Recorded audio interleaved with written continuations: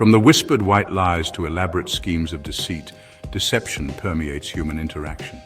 We crave the truth, yet lies surround us. For decades, lie detection conjured images of polygraphs and tense interrogations. These methods, while ingrained in popular culture, often rely on flawed assumptions. Polygraphs, for instance, measure physiological responses like heart rate and perspiration, assuming a direct correlation with lying. However, these responses can be triggered by anxiety, stress, or even skillful manipulation, rendering the results unreliable.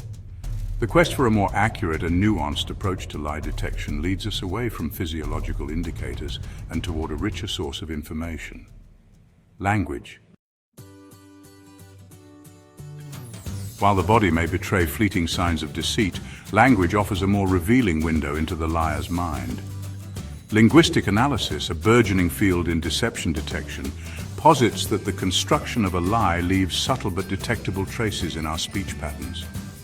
Unlike physiological responses, which are involuntary, language is a conscious act.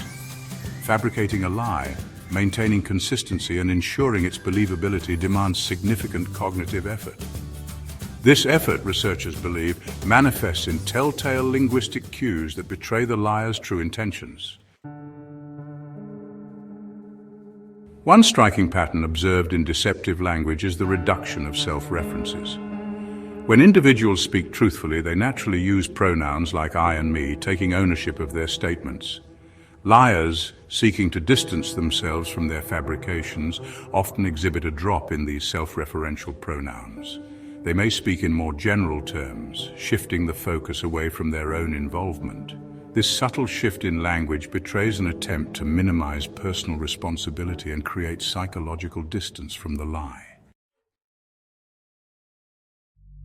Section 5. The shadow of guilt. Negativity as a tell. Deception often casts a long shadow of guilt or discomfort, subtly coloring the liar's language. Researchers have noted an increase in negative language among those attempting to deceive. Words like hate, worthless, or stupid may surface with greater frequency, hinting at the liar's underlying emotional state. This negativity can manifest as self-directed criticism, reflecting feelings of guilt, or as outward hostility, projecting their discomfort onto others. While not all negative language signals deception, a noticeable shift toward negativity warrants further scrutiny. Section 6. Simplicity's disguise. The allure of vague explanations. Constructing a convincing lie is a cognitively demanding task. Liars must not only fabricate a believable narrative, but also anticipate potential questions and maintain consistency. This cognitive overload often leads to overly simplified explanations. Faced with the challenge of weaving a tapestry of deceit, liars may opt for vague language, avoiding specific details that could unravel their fabricated stories. This lack of specificity serves as a shield, protecting the lie from scrutiny and allowing the liar to evade direct questions. Section 7. Lost in the weeds. Detail as a smokescreen. While some liars seek refuge in vagueness, others employ the opposite tactic, overwhelming their listeners with a deluge of irrelevant details. This technique, known as overly lengthy and detailed explanations, serves as a smokescreen, diverting attention from the lie's core.